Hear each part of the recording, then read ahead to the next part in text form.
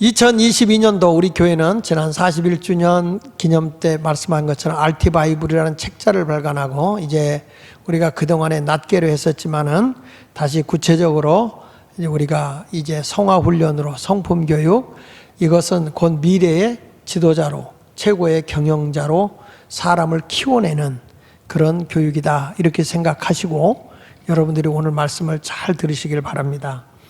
오늘은 마음가짐으로서 다윗의 마음가짐에 대한 말씀을 생각하면서 은혜를 받으려고 합니다.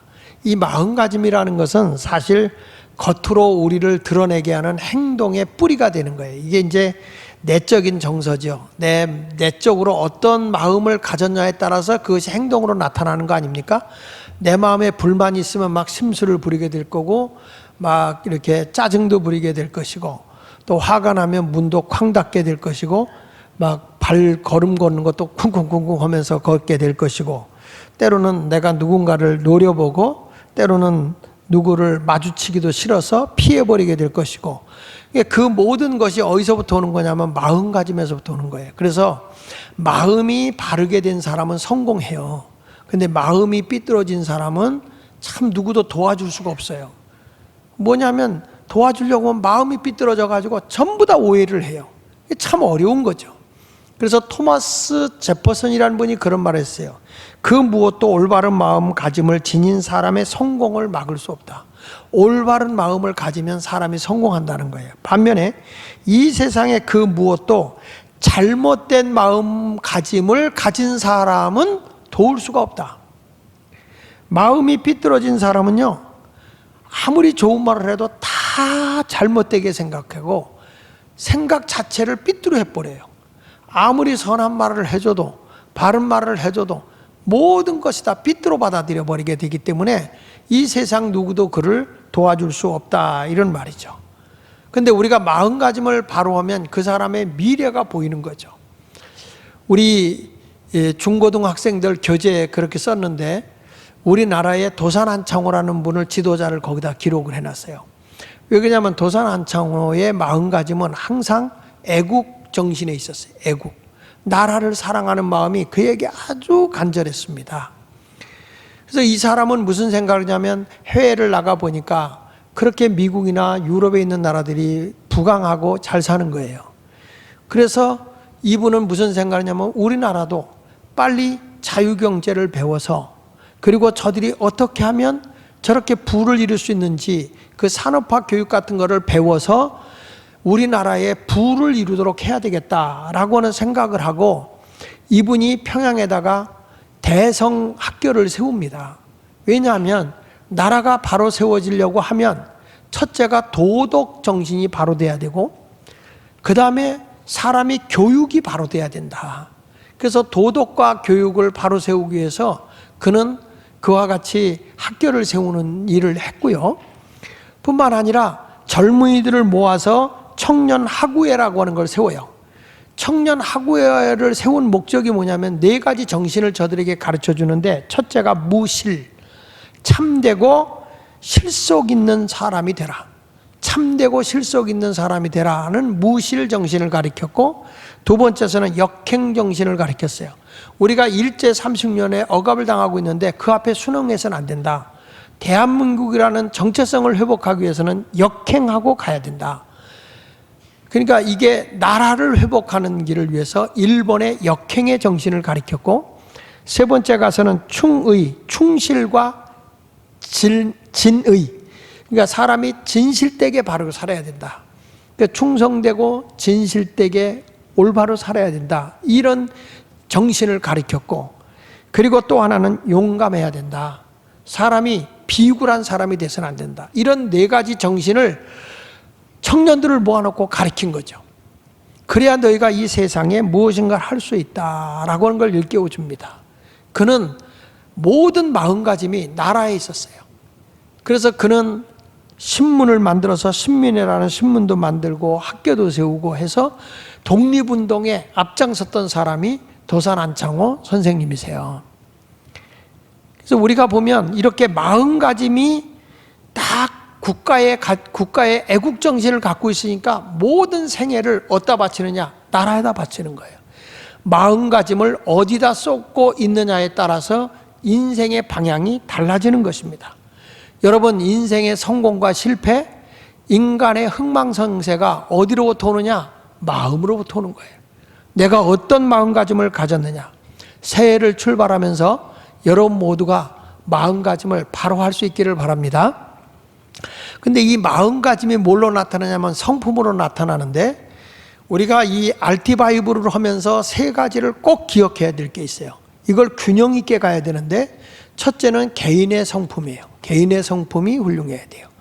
두 번째로는 내가 일할 때 업무 일을 하면서 일하는 그 정신, 그 일하는 성품, 그래서 그 업무 능력에 따르는 그 성품, 그리고 세 번째는 이웃과의 관계, 타인과의 관계 속에 맺어지는 성품, 이 세 가지 균형이 잘 맺어져야 그 사람이 미래의 지도자가 될 수 있고 미래의 경영자가 될 수 있고 그는 어떤 일을 해도 성공할 수 있는 겁니다.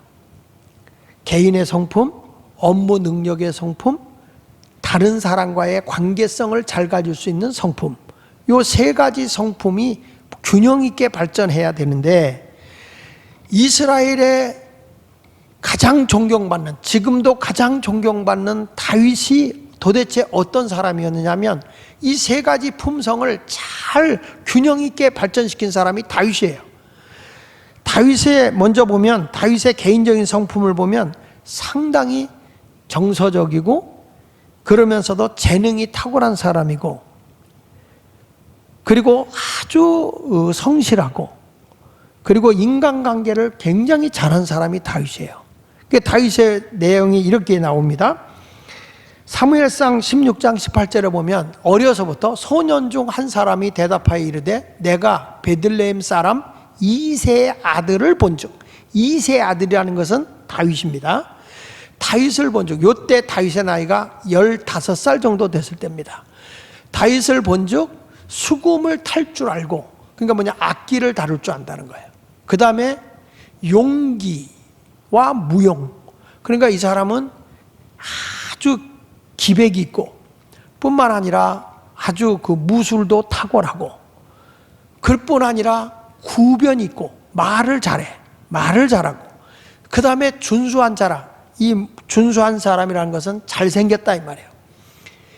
그런데 거기에다가 여호와께서 그와 함께 계시더이다 이렇게 말씀하고 있는 걸 볼 수 있어요.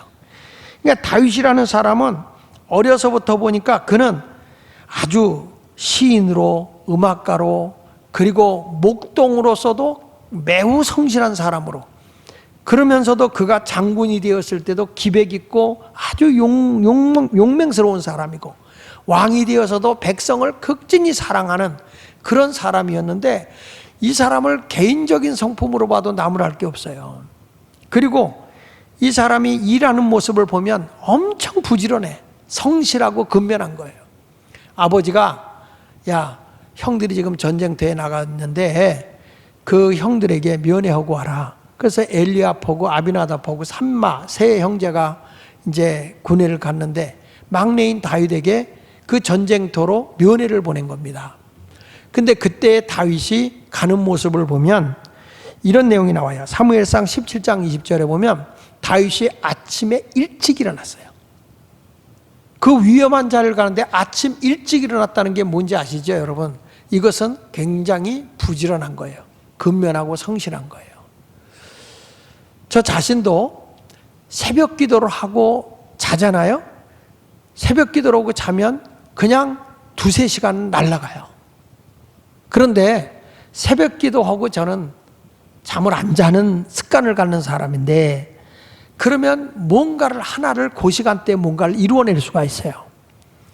근데 이 다윗이라는 사람이 아침에 일찍 일어나서 면회를 가야 되니까 양을 양치는 자에게 맡겼어요. 자기가 목동인데 양치는 자에게 맡겨, 내 양 좀 돌봐줘, 내 양 좀 잘 관리해. 이거 보면 일을 잘 분배할 줄 아는 사람이에요. 아무한테나 양 맡기지 않잖아요. 그만큼 관계성이 좋다는 거예요.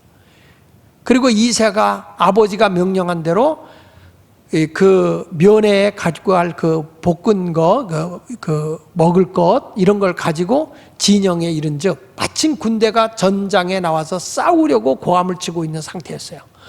그러니까 이런 상황에서 다윗이 굉장히 부지런한데 22절에 보면 이렇게 나옵니다. 다윗이 자기 짐을 짐지키는 자의 손에 맡기고 군대로 걸어가지도 않아 달려가는 거예요.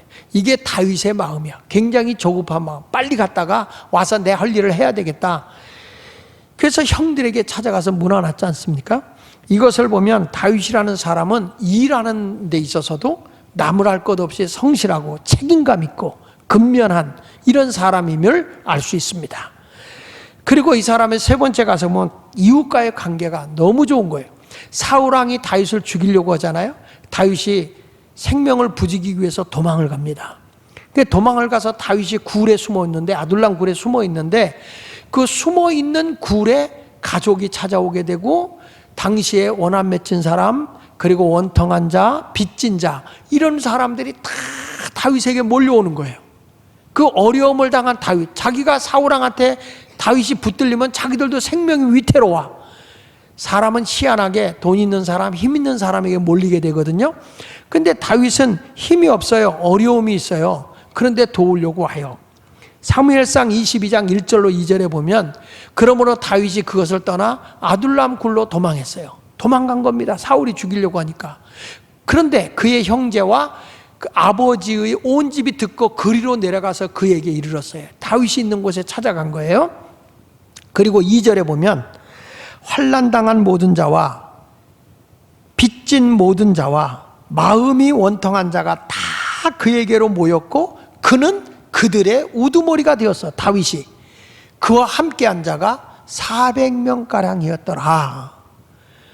여러분, 다윗이요 얼마나 귀한 분인가 이걸 알게 되잖아요. 제가 학교 문제로 어려움이 막 왔었어요. 뉴스에 막 나고 그랬었잖아요. 그랬는데 그저께 31일부로 모든 게 다 완전히 걔네들이 나를 고발한 게 41가지를 걸었으니까 여러분, 내가 살아있는 게 은혜지. 근데 다 100% 무혐의입니다. 100%. 근데 그렇게 하는 애인데 그래도 내가 신경을 쓰면서 그렇게 지냈잖아요.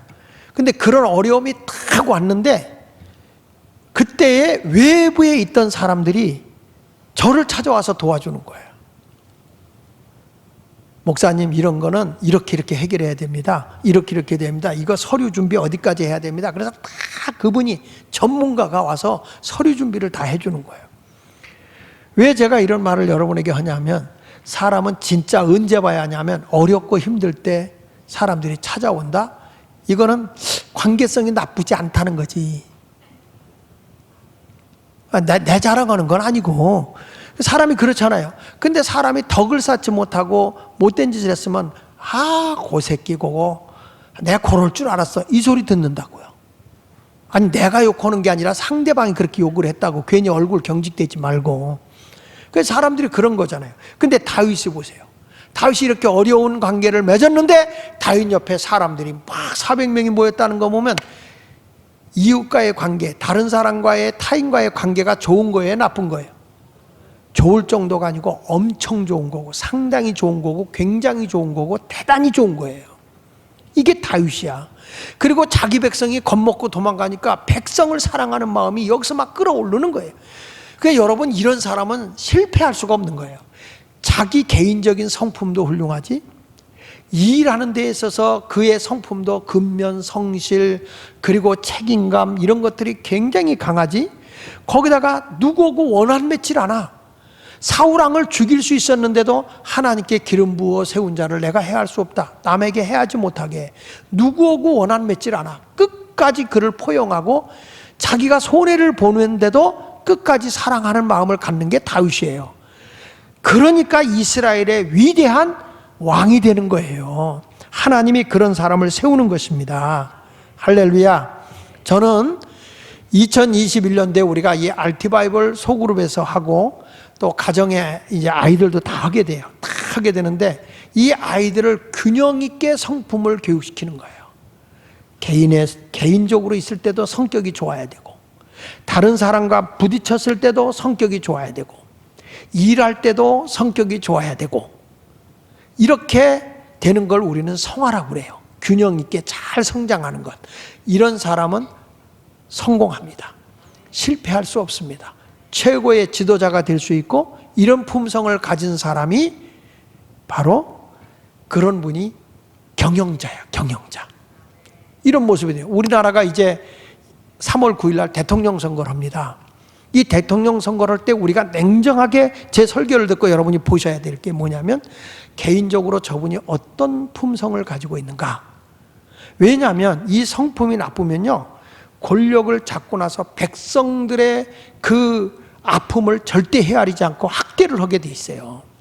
그런 사람이 독선으로 빠지고 독재로 빠지는 거거든요. 그러니까 저분이 개인적인 품성이 어떤가라고 하는 걸 봐야 돼요. 그 다음에 두 번째 가서는 저 사람이 일을 굉장히 잘한다. 근데 그 일을 잘하는 것만 봐서는 안 된다고요. 일을 잘해야죠. 참 근면하고 성실하고 잘해야죠. 그런데 다른 사람과의 관계는 어떻지? 이웃과의 관계는 어떻지? 사람과의 관계는 어떻지? 이런 게 균형 있게 잘 된 사람이 돼야 되는 거예요.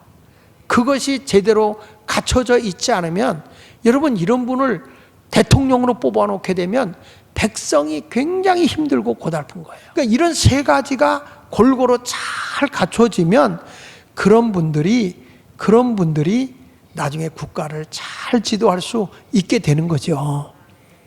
자, 다윗이라는 사람은 그렇게 아주 훌륭한 사람인데, 거기에다가 우리 믿는 사람이 꼭 가져야 되는 게 뭐냐면, 다윗이라는 사람은 영적인 사람이었다는 거예요. 여러분, 우리가 영이 살아있어야 되거든요. 하나님이 과연 하나님을 어떻게 믿었느냐. 그래서 다윗이라는 사람의 그 마음가짐 보면 굉장히 영적인데, 첫째가 하나님만을 신뢰하는 다윗의 영적인 마음을 가졌어요. 하나님만을 신뢰했어요. 골리앗이 와서 막 위협을 가하는데도 그는 뭐냐, 감히 우리가 하나님이 택한 민족이고 하나님이 살아계셔서 이 이스라엘 민족을 보호하고 있는데 할례를 받지 아니한 저 부정한 민족이 이 군대를 괴롭혀? 사무엘상 17장 26절에 보십시오. 다윗이 곁에 서 있는 사람들에게 말하여 이르되, 이 블레셋 사람을 죽여 이스라엘의 치욕을 제거하는 사람에게 어떠한 대우를 하겠느냐. 사울왕이 저 골리앗을 물리치면 어떤 대우를 준다고 그랬냐? 아, 그거는 장군을 삼아주시고 뿐만 아니라 그 집에 딸하고 결혼시켜주고 그리고 큰 보상을 준다고 그랬다. 그래, 다윗이 그걸 알았어요. 그러면서 다윗이 뭐라는 거 아니? 이렇게 말합니다. 이 할례 받지 않은 블레셋 사람이 누구이기에, 과연 누구이기에 건방지게 살아계시는 하나님의 군대를 모욕하겠느냐. 우리 군대는 하나님이 택한 군대다. 이 민족은 하나님의 민족이다. 그런데 뭔데 저가 우리를 저렇게 와서 협박을 하느냐. 육의 사람은요, 현실의 문제를 보고 걱정하고 두려워하고 염려해요. 그런데 영적인 사람은 문제를 보는 게 아니라 하나님만을 바라봐요. 하나님의 능력을 신뢰합니다. 그런 사람은 하나님만을 따라갈 수 있는 것이죠. 그러니까 다윗이 하나님을 의지하고 희망을 갖는 거예요. 용기를 갖는 거예요. 왜? 하나님이 자기를 이제까지 살아온 동안에 목동에 생활할 때 이 양이나 염소를 공격해오는 공과 사자를 자기가 쫓아가서 다 물리쳤다는 거예요. 얼마나 책임감이 강한지, 무서워 도망간 게 아니라 사자와 곰하고 싸웠다는 거예요. 그때가 15살 나이에 그러는 거야. 보십시오. 사무엘상 17장 34절 36절에 보면 다윗이 사울에게 말하되, 주의 종 아버지의 양을 지킬 때 사자나 곰이 와서 양떼에게 새끼를 물어가면 내가 따라가서, 우리 같으면 어떻게 해요? 도망가지. 다윗은 그만큼 책임감이 강한 사람이야. 따라가서 그것을 치고 그 입에서 새끼를 건져내었고, 그것이 일어나 나를 해오고자 하면 내가 그 수염을 잡고 그것을 쳐 죽였나이다. 주의 종이 사자와 곰도 쳤은즉 살아계시는 하나님의 군대를 모욕한 이 할례 받지 않은 블레셋 사람이니까 그가 그 짐승 하나같이 되리이다. 그들도 사자와 곰같이 블레셋도 물리칠 것입니다. 이야, 골리앗이 엄청 큰 사람인데 그걸 보는 게 아니야. 누가 더 크시냐? 하나님이 더 커. 골리앗의 힘보다 하나님의 능력이 더 큰 거예요. 그러니까 무섭질 않아. 보십시오. 백성들은, 이스라엘 군대들은 도망가는 거예요.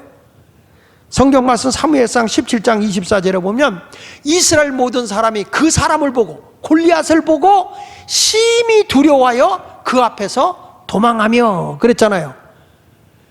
군인들이 도망가는 거예요. 백성들이 도망가는 거예요. 골리앗이 이렇게 얘기합니다. 야, 우리 다 싸울 거 없어. 이스라엘의 군대 장군 하나 나와. 나도 장군이니까 1대1로 싸워서 진 자가 이긴 자의 종이 되기로 하자. 그 싸우자는 거예요. 아무도 못 나가. 그가 오면 도망가는 거예요. 도망갈 수밖에 없어요. 왜냐? 사무엘상 17장 4절에 보면 블레셋 사람들의 진영에서 싸움을 도두는 자가 왔는데 그의 이름은 골리앗이요, 그의 가드 사람이라. 그의 키가 얼마라고요? 6규빗 한 뼘이에요. 그러면 한 규빗이 얼마냐면 40cm에서 45cm야. 그러면 6규빗이면 2m 40에서 2m 70이에요. 근데 거기서 20cm를 더하니까 2m 60에서 2m 90이야. 여러분 키는 얼마요? 거의 뭐 1.7배, 8배. 어마어마한데 뭐 덩치도 크고 목소리도 쩌렁쩌렁한데 1대1로 싸우자? 얼마나 두렵겠어요. 사람들이 막 두려운데 보십시오. 그가 장비를 걸친 걸 보면 사무엘상 17장 5절에 보면 머리에는 노툭을 썼고 몸에는 비늘 갑옷을 입었는데 그 갑옷의 무게가 놋 5,000세겔이요. 그의 다리에는 놋각반을 찾고 어깨 사이는 놋 단창을 메었는데 그 창자루는 배틀채 같고 창날은 철 600세겔입니다. 철 600세겔이 25kg입니다. 근데 그가 입은 옷이 5,000세겔입니다. 그러면은 이게 얼마예요 도대체? 몇 배요? 600세겔에 5,000세겔이면은 8배? 그러니까 그가 입은 몸에 있는 게 거의 뭐 100kg 가까이 되는 거예요. 286, 200kg 가까이 되네. 200kg 가까이. 여러분 그런 군장을 하고 왜 하고 나오니까 이 사람이 무섭지 않겠습니까? 무서워서 도망을 가니까 아무도 사울왕도 엄두도 못 내. 우리는 그 앞에서 굴복을 해야 되겠다 하는 이런 걸 가지고 있는데 오히려 하나님만을 신뢰하는 다윗은 무서워하는 게 아니라 실망하는 게 아니라 하나님만을 의지하고 나가는 거야. 이게 믿음인 거예요. 이게 사무엘상 17장 32절 33절에 보시죠. 다윗이 사울에게 말하되 그로 말미암아 골리앗으로 말미암아 왕이여 낙담하지 마십시오. 낙담하지 말 것이라. 주의 종이 가서 요때 나이 20살 주의 종이 가서 저 블레셋 사람과 싸우리이다. 기가 막히죠? 그러니까 사울이 33절에 사울이 다윗에게 이르되 네가 가서 저 블레셋 사람과 싸울 수 없어. 그런 거예요. 넌 안 돼. 사람의 눈으로 보면 안 돼요. 될 수가 없어. 너는 소년이다. 그는 어려서부터 용사였어. 완전 그는 아주 그냥 군인으로 잔뼈가 굵은 자야. 네가 뭘 거기 가서 싸워서 이긴다는 거냐? 안 된다. 그런데 다윗은 뭐라고 그래요? 아닙니다. 나는 가서 분명히 그를 물리치고 오겠다는 거예요. 누구를 의지하니까? 하나님을 의지하니까 사람의 눈으로 크게 보이질 않아. 그게 하나님이 더 커 보여. 하나님의 능력이 더 커. 골리앗보다 더 강하신 분이 하나님이 계셔. 그러니까 두려워하지 않죠. 아이들도 그러잖아요. 지 친구보다 큰 놈하고 싸우는데 걔가 때리려고 막 도망오다가 아빠가 뒤에 딱 버티고 있으면 나 죽겠잖아, 나 죽겠잖아 그러잖아요. 지 힘은 아무것도 없어. 누가 자기를 보호해 주느냐? 아빠가 보호해 주니까. 전능하신 하나님이 나를 보호해 주니까 두렵지 않은 거예요. 이런 신앙을 가지고 살아가야 돼. 2022년도에 그런 배짱으로 사십시오. 자꾸 난 안 돼, 못해 이렇게 나약한 생각하지 말고 일어서야 됩니다. 12의 혈류병을 앓은 이 여인도 예수님의 옷자락에 손만 대도 난 나을 수 있다는 믿음을 가진 거야. 그리고 가서 그의 손을 딱 대는 순간에, 그의 옷자락에 손을 대는 순간에 병이 싹 났어요. 그게 마가복음 5장 28절 29절에 보면 나오지 않습니까? 그냥 손을 대어도 구원을 받는다는 생각을 한 거야. 그 생각만 하고 있어요. 뛰어나간 거야. 뛰어나가서 그의 예수님의 옷자락에 손을 딱 대는 순간에 29절에 보니까 혈류의 근원이 싹 말라버렸다. 병이 다 나았다. 할렐루야. 하나님이 해주겠지 뭐. 그리고 가만히 있으면 누가 해줘. 행동으로 보여야지.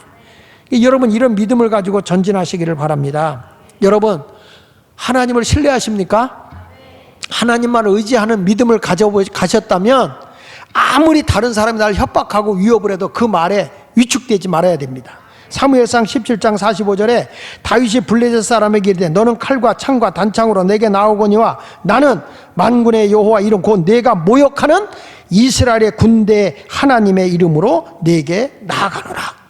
여러분 그래요. 벌써 어디서부터 이기는 거냐? 믿음이라는 거는 말로 이기고 가야 돼.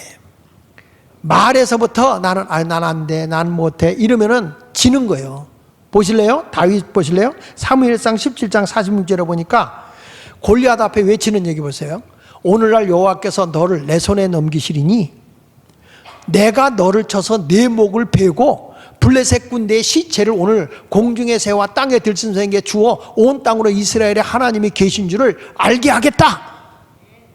하나님이 계심을 알게 하겠다. 또 여호와의 구원하심이 칼과 창에 있지 아니함을 이 무리에게 알게 하리라. 전쟁은 누구에게 있는 것이다? 여호와께 속한 것이요 그가 너희를 우리 손에 넘기시리라. 야, 대단해. 다윗이 하는 말 좀 보세요. 이 조그만 게 아주 당당해. 당당한 거예요. 벌써 이런 긍정적인 말, 담대한 말, 확신에 찬 말은 승리하는 거예요.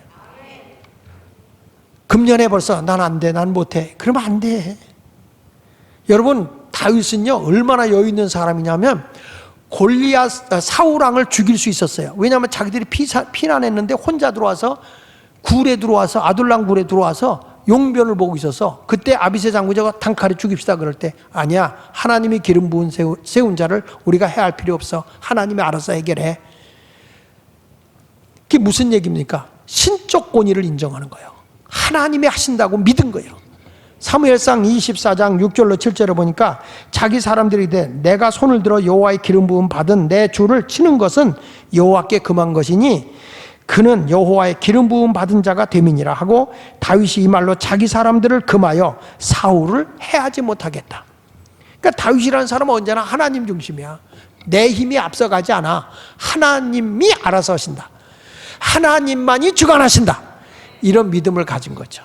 여러분 내가 성품도 좋고 다 잘하는 거 있어도 내 영적인 마음가짐이 하나님만을 신뢰하십시오. 2021년도 내 인생을 누가 주관하실 거냐? 전능하신 하나님이 주관하신다. 이 믿음을 가지고 나가십시오. 그리고 두 번째 가서는 없는 것을 하려고 하지 말고 익숙한 재능으로 헌신하십시오. 다윗은 마음가짐이 항상 내가 할 수 있는 것으로 했어요. 골리앗과 싸우러 가는데 사울왕이 그래? 정말 갈래? 예, 가겠습니다. 그 기백에 감동을 해서 자 그러면 그냥 가서 어떻게 싸우냐? 목동의 옷을 입고 어떻게 가서 싸우냐? 내 갑옷이라도 입어라. 그리고 사울왕이 자기의 갑옷을 입혀줘. 군대복을 입혀준 거, 군복을 입혀준 거예요. 근데 사울왕은 이스라엘 백성들보다 목 위는 크다고 그랬거든요. 그러니까 이 사울왕도 키가 큰 사람이라고요. 근데 그 군복을 입혀주니까 다윗이 되게 불편한 거예요. 익숙하질 않아. 보십시오. 사무엘상 17장 38절에 이에 사울이 자기 군복을 다윗에게 입히고 노트구를 그의 머리에 씌우고 또 그에게 갑옷을 입히매 다윗이 칼을 군복 위에 차고는 익숙하지 못하므로 시험적으로 걸어보다가 사울에게 말하되 익숙하지 못하니 이것을 입고 가지 못하겠나이다. 그냥 절뚝절뚝하니 그거 골리앗 이길 수 있겠어요? 그래 놓고 보세요. 그 군복을 벗고 손에 막대기를 가지고 지금 어마어마한 군인과 싸우러 가는데 막대기, 지팡이, 몽둥이 하나 들고 그 다음에 뭐라고 그랬어요? 매끄러운 시내에서 매끄러운 돌 5을 골라서 그러니까 이게 뭐냐면 자갈이야 자갈. 조그만 돌멩이를 5개를 골라가지고 자기 주머니에 손에 물매를 가지고 가면서 간 거예요. 블레셋에 나아갔어요. 이야, 골리앗이 보니 기가 막힌 거예요. 싸우러 왔는데 목동에 옷을 입고 몽둥이 하나 들고, 그러니까 내가 이놈아 개인 줄 아느냐? 몽둥이 들게 오고. 그랬더니 너는 창과 검을 의지하지만 나는 내가 조롱하는 만군의 여호와 이름으로 나가노라. 그리고 나서 그냥 물맷돌을 돌리는데, 자 보십시오. 사무엘상 17장 50절 51절에 다윗이 이같이 물매와 돌로 블레셋 사람을 어떻게 했다고요? 이긴 거예요. 100명이면 100명이 다 골리앗이 이긴다고 믿었어요. 누구 하나만 다윗이 이긴다고 믿었냐면 다윗만 믿은 거야. 하나님을 의지하고 아무도 다윗이 골리앗 이길 거라 생각하지 않았어요. 하나님만 의지하고 나간 다윗은 난 이길 수 있어. 누가 도우니? 하나님이 도우니. 그러니까 내가 나갈 때 뭘로 온 거야? 익숙한 것 가지고 하는 거야. 여러분 주에 이럴 때 나는 능력 없어 뭐 그러지 말고 익숙한 거 갖고 하면 돼. 하나님이 내가 주신 거. 그게 부족해도 익숙하면 되는 거예요. 그래서 보십시오. 나중에 다윗이 달려가서 물맷돌로 이기고 나서 달려가서 블레셋 사람을 밟고 그의 칼을 칼집에서 빼내어 그 칼로 그를 죽이고 그의 머리를 뺐어요. 여러분 내가 다 이겨놓고 난데 내 힘으로 이 목을 자를 수가 없어. 뭐 연장이 없으니까. 그리고 어느 걸 갖고 왔어요? 골리앗이 갖고 있는 칼을 빼서 목을 친 거예요. 그래서 우리가 익숙한 걸로 하다가 내가 필요하면 필요한 거 좀 어서 써야 되겠다 하면, 그래서 우리가 은행에서 융자 받는 거야. 꼭 내 것만 갖고 다 하나? 그 골리앗이라는 사람이 칼 빼져가지고 탁 쳐내버리는 거죠. 여러분 싸울 때는 익숙한 거 가지고, 재능을 가지고 싸워서 늘 승리하는 여러분이 되시길 바랍니다. 그러니까 이렇게 여러분 믿음을 가지고 익숙한 거 가지는 사람은 이기는 거야. 하버드 대학의 교수인 하버드 벤슨이 이런 말 했어요. 믿음은 강력한 영향력을 행사한다.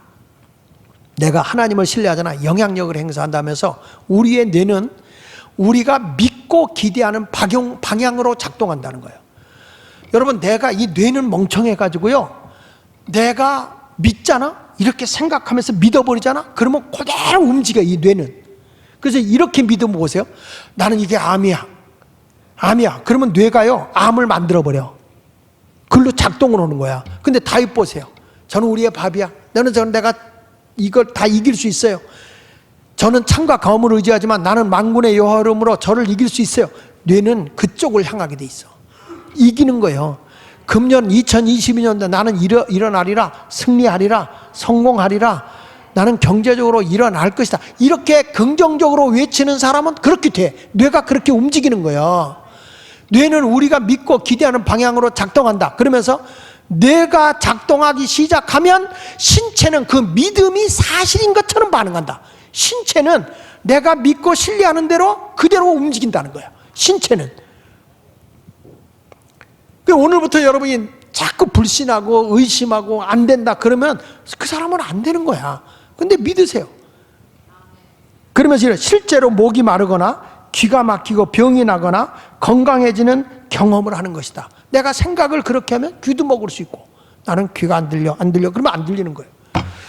제가 지난 송구영신 예배 때 얘기했지만 우리 교회 이상기 형제가 심정지가 왔어요.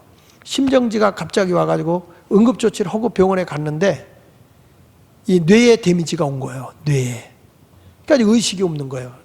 그런데 며칠이 지나가도 안 되니까 그 부인한테 전화가 온 거예요. 목사님 오셔서 오늘 기도 좀 해달라고 10시부터 10시 반까지 면회라고. 그래서 갔어요. 갔는데 보니까 면회가 안 되는 거예요. 목사는 친가족만 돼. 그래서 내가 목사인데 내 아들과 같은 사람이다. 부모가 돌아갔을 때 내가 두 분 다 그 어머니 아버지 내 손에서 임종시켰거든요. 우리 교회 1호로 세상 뜨신 이인산 집사님의 아들이거든. 그리고 박연자 장로님의 아들이고. 그래가지고 나 꼭 들어가야 되겠다. 그랬더니 이분이 의사하고 가서 상의해가지고 가족은 못 들어가고 나만 들어가래요. 들어가니까 혀가 이만큼 빠져 있어. 그리고 의식이 없는 거예요. 얼굴이 이만큼 부어있고. 그런데 나이 만 51세인데 이 사람을 보낸다는 게 너무 안 된 거예요.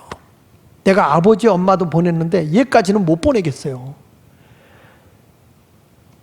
제가 사람은 의식이 없어도 귀는 끝까지 들리거든요. 내가 귀에다 대고 얘기를 했습니다. 상기야, 너 살아야 돼. 절대 안 죽는다. 산다. 예수님은 나는 부활이요 생명이 나를 믿는 자는 죽어도 살겠고 살아서 나를 믿는 자는 죽지 않는다. 기도해주고 또 걔 누워있는 침상을 이리 돌고 저리 돌면 저쪽 귀에 가서 또 얘기를 해줘. 제가 넌 죽지 않아. 상기야, 산다. 산다고 해쳐라. 살아야 돼. 너 죽는다고 포기하면 안 된다. 살아야 돼. 그렇게 면회 시간을 활용을 했어요. 계속 기도하면서 기도 소리, 말씀 읽어주고 또 계속해서 기도를 했어요. 그리고 왔죠. 하루에 한 번밖에 면회가 안 되잖아요. 그 다음날 오전 10시에 부인한테 전화가 온 거야. 목사님, 내가 면회 들어왔더니 남편이 제정신이 들어서 일어 앉아 있습니다. 그거야. 제가 어저께 직접 상기 형제와 전화 통화를 했습니다. 할렐루야. 이런 때 박수 쳐야 되는 거 아니에요? 이렇게 하나님의, 여러분 이게 무슨 말이냐. 뇌가 작동하는데 난 포기하는 순간에 끝나는 거야. 그러나 우리는 살 수 있어. 우린 일어날 수 있어. 하는 순간에 우리는 일어나는 거예요. 뇌는 그렇게 작동한다는 거예요. 그러니까 이 다윗이라는 사람이 부정적인 말을 합니까? 아니잖아요. 분명히 하나님은 우리를 골리앗을 이기게 하신다. 창과 검이 아니라 하나님의 능력으로 만군의 여호와 이름으로 우리는 승리할 수 있다. 할렐루야. 여러분에게 약점이 있다 할지라도 두려워하지 말고 하나님만 신뢰하십시오. 이런 얘기가 있습니다. 숫자가 2, 3, 4, 그 다음에 4.8, 그 다음에 5가 있어. 근데 5가 제일 맞이야. 이 숫자가 제일 크잖아요. 5자가. 그러니까 5자가 자꾸 밑에 있는 동생들을 핍박하는데 누굴 제일 괴롭히냐면 4.8을 괴롭히는 거예요. 이게 조금 자꾸 치고 올라오면서 자기가 맞먹는단 말이야. 그래서 4.8을 자꾸 괴롭히는 거예요. 그러니까 4.8은 맥도 못 치고 항상 지는 거지. 그러던 어느 날 4.8이 5를 막 치고 막 야단치는 거예요. 막 싸우는 거죠. 이기니까 밑에 있는 2, 3, 4가 가서 얘기하는 거예요. 야, 형, 제일 큰 형님한테 싸우면 안 되잖아. 자식아, 괜찮아. 내가 저놈보다 더 커. 야, 너는 4.8이고 쟤는 5인데. 아니야, 자식아, 나 점 뺐어. 점 빼니까 얼마요? 48이요. 그 48하고 5하고 누가 세? 48이 세지. 그래서 48이 다 장악해버렸대요. 무슨 말인지 아세요? 여러분, 약점을 빼버리라 이 말이야. 난 이런 약점이 있어. 난 이런 핸디캡이 있어. 난 이런 것 때문에 안 돼. 난 이런 죄책감이 있어서 안 돼. 다 빼버리라고, 예수 안에서. 그러면 여러분은 다시 일어설 수 있는 거예요.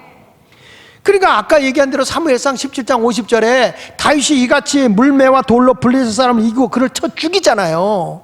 아무도 이길 수 없다고 하는데 자기 손에는 칼이 없어요. 그러니까 골리앗의 칼을 갖다 목을 잘라버릴 정도로 다윗이 승리한 거예요.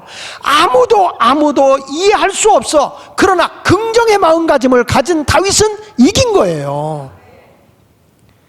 어려운 문제 앞에 여러분 포기하지 마십시오. 문제에 집중하지 마십시오. 하나님이 내게 주신 재능이 있으면 그 익숙한 걸 가지고 도전하십시오. 그러면 하나님이 여러분을 크게 세워주실 줄로 믿습니다. 2022년도에 여러분 모두 균형 있는 인격 안에서 이제 내가 하나님을 신뢰하고 내가 말을 하는데 긍정의 말, 내가 익숙한 하나님의 재능에 그걸 가지고 나도 할 수 있어. 이것 가지고 돼? 난 이것 갖고 일어날 수 있어. 나는 기업도 일으킬 수 있어. 성공할 수 있어. 금년에 난 경제적으로 일어날 수 있어. 하나님의 영광을 위해서 나는 일어날 거야. 이런 확신에 찬 고백이 있으면 여러분의 삶은 뇌가 글로 인도한다는 거예요. 이런 승리의 삶을 살아가기 원하면 크게 아멘. 새해 복 많이 받으시고 크게 성장하는 한 해가 되시기를 축원합니다. 기도하겠습니다.